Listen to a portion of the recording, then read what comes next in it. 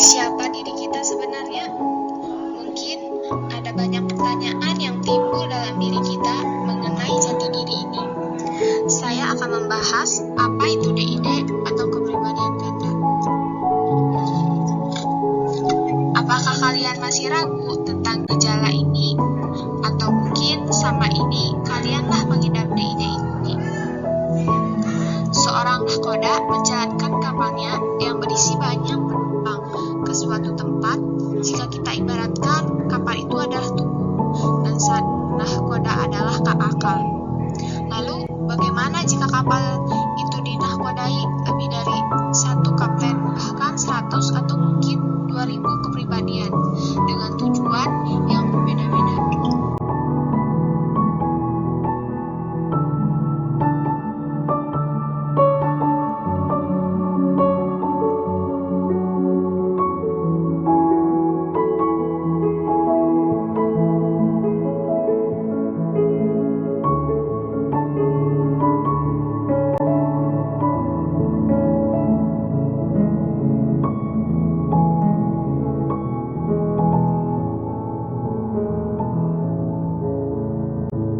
Identity disorder atau DID merupakan kondisi di mana di dalam satu individu terdapat dua atau lebih kepribadian.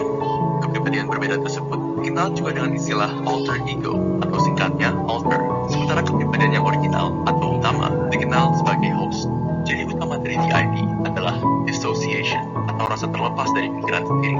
Seorang penyandang DID akan mengalami ini ketika dirinya diambil alih oleh alternya. Fenomena ini dikenal dengan istilah switch.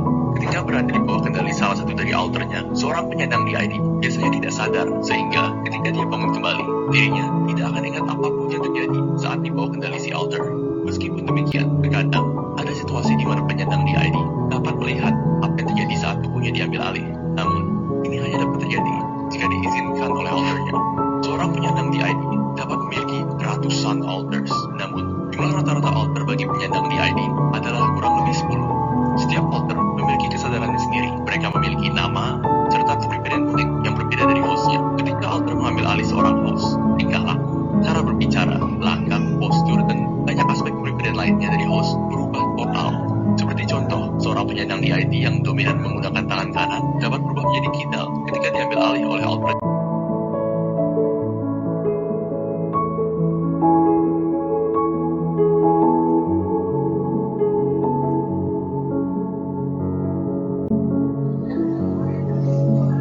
Setelah kita mengetahui bagaimana dissociative identity disorder ini atau DID terjadi dengan fenomena switch tadi, lalu apa itu alter, apa itu host, sekarang kita harus mengetahui bagaimana awal mula seseorang mengidap kepribadian ganda ini. Mungkin banyak orang berspekulasi bahwasanya mereka tidak akan terkena oleh salah satu penyakit gangguan mental tersebut. Namun, pada kenyataannya, bahkan orang dewasa sekalipun dapat mengalami hal tersebut ketika hal-hal yang menyeramkan, menakutkan, lalu hal-hal lainnya yang tidak senonoh ataupun di luar akal manusia itu terjadi pada diri kita sendiri.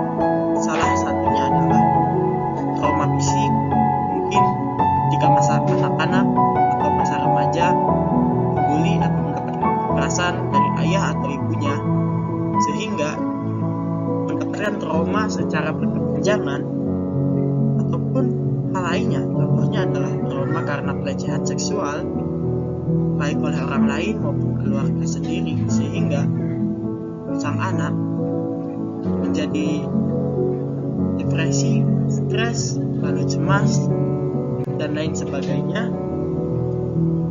Lalu emosional yang tidak teratur dan tidak terkontrol,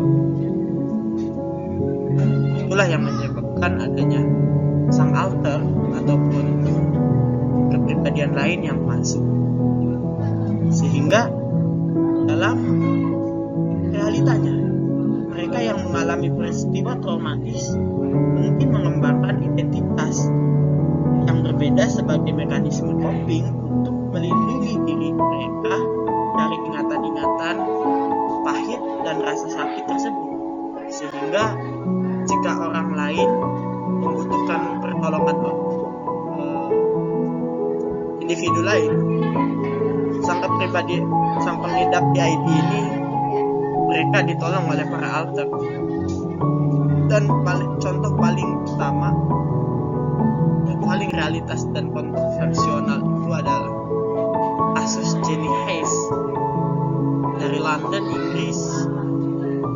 Anak berusia 5 tahun memberikan kesaksian dari 2000 alter untuk menuntut pelecehan seksual yang ayahnya lakukan pada dia, sehingga membuat ayahnya harus divonis hukuman seumur hidup oleh pemerintah Inggris.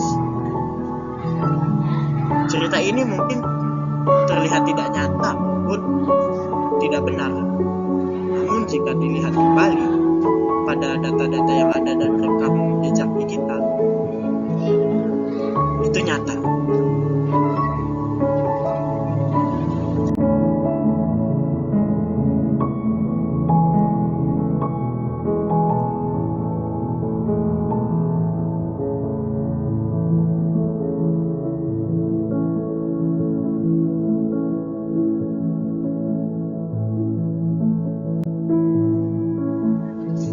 Seperti yang telah dijelaskan, gangguan disosiatif adalah salah satu gangguan jiwa yang dapat memengaruhi ingatan, identitas, kesadaran diri sendiri, dan persepsi terhadap lingkungan di sekitarnya.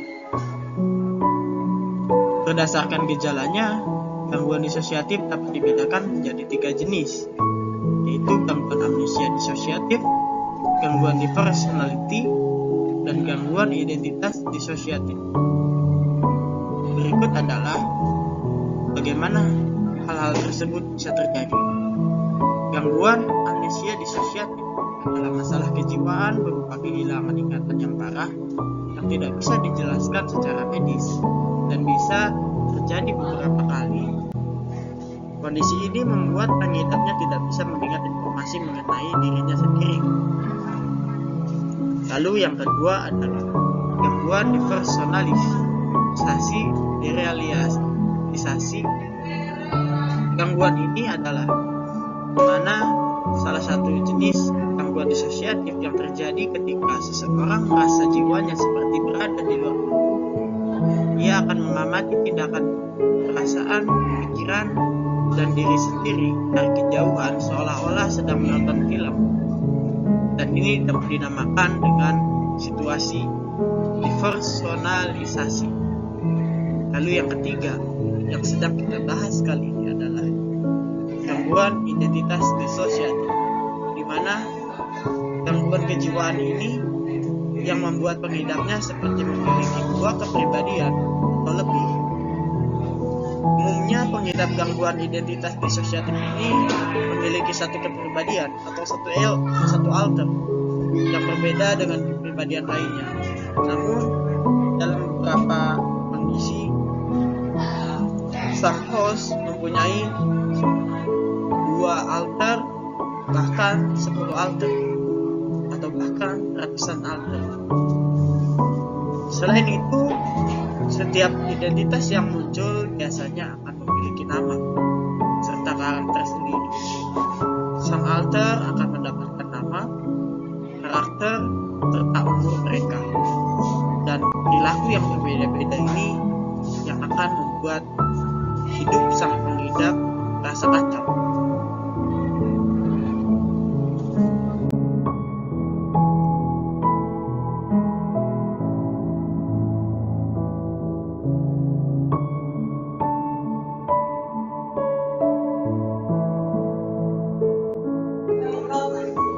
Ini adalah pertanyaan yang akan kita bahas selanjutnya. Apakah kondisi kepribadian ganda umumnya bisa disembuhkan?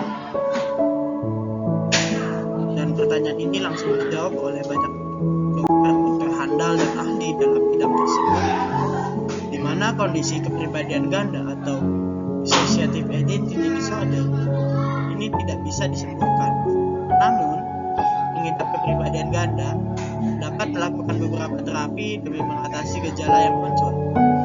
Terapi ini dapat diandalkan untuk mengatasi depresi, kecemasan, dan rasa khawatir yang berlebihan, sehingga sang host tidak mengizinkan para alter tersebut untuk mengendalikan dirinya, sehingga kita memiliki kendali tubuh yang sepenuhnya. Tentu terapi ini sangat lama dan susah, namun dari banyak kebanyakan kasus belum pernah ada yang sembuh dari penyakit kepribadian ganda ini.